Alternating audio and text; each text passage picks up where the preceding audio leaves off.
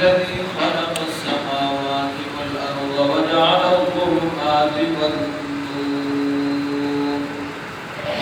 ثم الذين كفروا بربهم يعدلون هو الذي خلقكم من طين ثم قضى أجلا وأجل مسمى عنده ثم أنتم تمترون.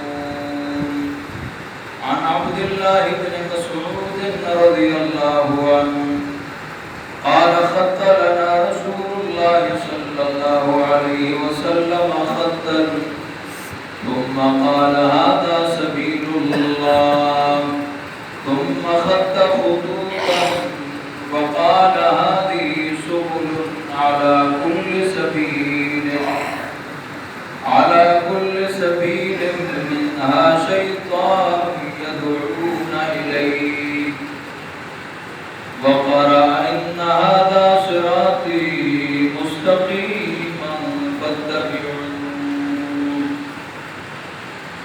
صدق الله مولانا العظيم وبلغنا رسوله النبي الكريم. إن الله وملائكته يصلون على النبي يا أيها الذين آمنوا صلوا عليه وسلموا تسليما. اللهم صل على محمد وعلى آل محمد كما صليت على إبراهيم وعلى آل إبراهيم إنك حميد مجيد. اللهم بارك على محمد وعلى آل محمد كما باركت على إبراهيم وعلى آل إبراهيم إنك حميد مجيد.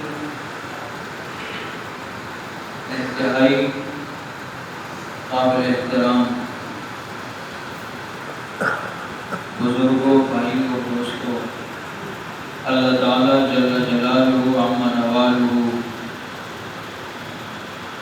ہمارا نماز جمعہ کے لیے آنا اپنی بارگاہ میں قبول فرمائے اور ہم سب کو مرنے سے پہلے موت کی تیاری کی توفیق نصیب فرمائے. انسان کو اللہ تعالیٰ نے دنیا میں آزمائش کے لیے، امتحان کے لیے بھیجا ہے اور اس کے ساتھ دو دشمن لگا دیے ہیں. ایک خارجی دشمن یعنی شیطان اور ایک داخلی دشمن نفس. شیطان سے بھی بڑا دشمن انسان کا نفس ہے. یہی وجہ ہے کہ نفس کی اصلاح کے لیے، نفس کے تزکیہ کی اہمیت کو بیان کرنے کے لیے اللہ تعالیٰ نے سورہ شمس میں 11 قسمیں کھائی ہیں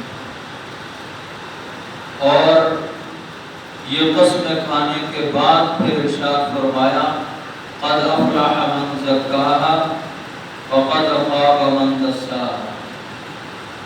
جس نے نفس کو سنوار لیا، نفس کا تزکیہ کر لیا، اس کو ظاہری اور باطنی گناہوں سے پاک کر لیا، یہ پکی اور پکی بات ہے کہ وہ کامیاب ہو گیا. اور جس نے اس کو خاک آلود کر لیا، نفس کی اصلاح کی فکر نہ کی، نفس کے تزکیہ کی فکر نہ کی، وہ تباہ و برباد ہو گیا، نامراد ہو گیا. نفس کی اصلاح یہ انتہائی ضروری ہے. شیطان کو گمراہ کرنے کے لیے کوئی دوسرا شیطان نہیں تھا بلکہ اس کا اپنا نفس تھا. ابا واستکبر وکان من الکافرین. اس نے سجدے سے انکار کیا اور تکبر کیا، استکبار. اپنے آپ کو دل میں بڑا سمجھنا، اس کو استکبار کہتے ہیں، تکبر کہتے ہیں۔ اپنے آپ کو دل ہی دل میں دوسروں سے عظیم سمجھنا، بڑا سمجھنا استکبار ہے۔ اور بطر الحق و مقت الناس، حق کو جھٹلانا اور لوگوں کو حقیر سمجھنا، یہ تکبر ہے۔ تو استکبار اس کے نفس میں پیدا ہوا تھا، اس نفس نے شیطان کو گمراہ کر دیا۔ میں نے اس وقت آپ کے سامنے سورۃ الانعام کی 2 آیات تلاوت کی ہیں۔ قرآن مجید رحمتوں کا اور برکتوں کا خزانہ ہے، اور انسان کے لیے مشعل راہ ہے، اور پھر اللہ تعالیٰ انتہائی جزائے خیر عطا فرمائے ان حضرات صحابہ کرام رضی اللہ عنہ اجمعین کو کہ جنہوں نے قرآن مجید کو لکھ کر محفوظ کر کے امت تک پہنچایا، بلکہ سارے کا سارا دین ہی صحابہ کرام نے ہم تک پہنچایا۔ جس طرح نبی کی ذات پر حملہ، اس کو ہم کفر سمجھتے ہیں، گمراہی سمجھتے ہیں، الحاد سمجھتے ہیں، ضلالت سمجھتے ہیں، اسی طرح نبی کی جماعت پر حملہ، اس کو بھی ہم کفر سمجھتے ہیں، ضلالت سمجھتے ہیں، گمراہی سمجھتے ہیں۔ نبی کی جماعت کو درمیان سے ہٹا دیں، کوئی چیز بھی آپ کو محفوظ نہیں ملے گی۔ یہی وجہ ہے کہ حضرات صحابہ کرام رضی اللہ عنہ اجمعین پر تبرہ کرنے والے لوگ، ان پر سب و شتم کرنے والے لوگ، جن پر اللہ کی بھی لعنت ہے اور پیغمبر کی بھی لعنت ہے، پیغمبر صلی اللہ علیہ وسلم نے ایسے لوگوں پر لعنت فرما دی ہے۔ اذا رأيتم الذين يسبون اصحابي فقولوا لعنت اللہ علی شرکم، جب تم ایسے لوگوں کو دیکھو جو میرے صحابہ پر تبرہ کرتے ہیں، ان پر سب و شتم کرتے ہیں، ان کو برا بھلا کہتے ہیں، ان کو گالیاں دیتے ہیں، تم کیا کہو؟ فقولوا لعنت اللہ علی شرکم، تم پر اللہ کی لعنت ہو۔ ایسی زبان پر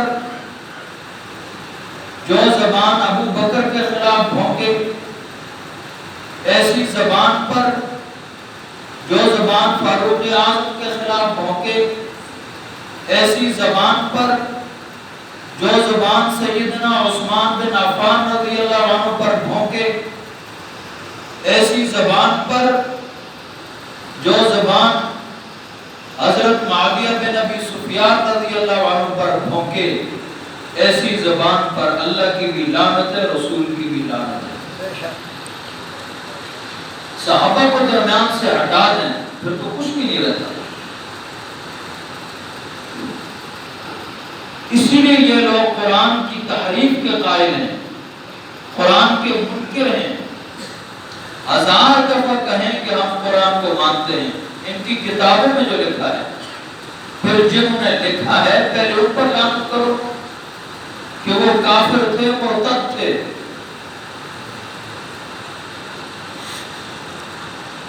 کلمہ وہ نہیں جو اسلام والا ہے، نماز وہ نہیں جو اسلام والی ہے، اذان وہ نہیں جو اسلام والی ہے، تو پھر کس بات کی مسلمانی ہے؟ الحمدللہ ہمیں فخر ہے، اہل سنت والجماعت، ہم سنی قوم اس پہ فخر کرتے ہیں کہ جس طرح ہم ابو بکر کو رضی اللہ عنہ کو اپنے ایمان کا حصہ سمجھتے ہیں، جس طرح ہم فاروق اعظم رضی اللہ عنہ کو اپنے ایمان کا حصہ سمجھتے ہیں، جس طرح ہم سیدنا عثمان بن عفان رضی اللہ عنہ کو ہم اپنے ایمان کا حصہ سمجھتے ہیں، اسی طرح ہم اہل بیت اطہار کی محبت کو بھی، ان کی عظمت کو بھی، ان کے احترام کو بھی ہم اپنے ایمان کا حصہ سمجھتے ہیں۔ یہ ہمیں فخر حاصل ہے، ہم سب کا احترام کرتے ہیں، ہم سب کی تعظیم کرتے ہیں اور یہ ڈھونڈتے ہیں۔ ان کی تو آپس میں محبت ہے، اگر محبت نہیں تھی تو پھر سیدنا علی المرتضی رضی اللہ عنہ نے حضرت فاطمہ الزہرا رضی اللہ عنہ کے بطن اطہر سے پیدا ہونے والی حضرت ام کلثوم رضی اللہ عنہ کا رشتہ حضرت فاروق اعظم رضی اللہ عنہ کو کیوں دیا تھا؟ کیوں دیا تھا؟ اگر محبت نہیں تھی، اگر اختلاف تھا، اگر عداوت تھی تو رشتہ کیوں دیا تھا؟ اگر تیری کسی سے عداوت ہو، دشمنی ہو، بغض ہو، عناد ہو، تو کبھی اپنی بیٹی کا رشتہ اس کو نہیں دے گا۔ سیدنا علی المرتضی رضی اللہ عنہ نے اپنی بیٹی کا رشتہ دے کر ثابت کر دیا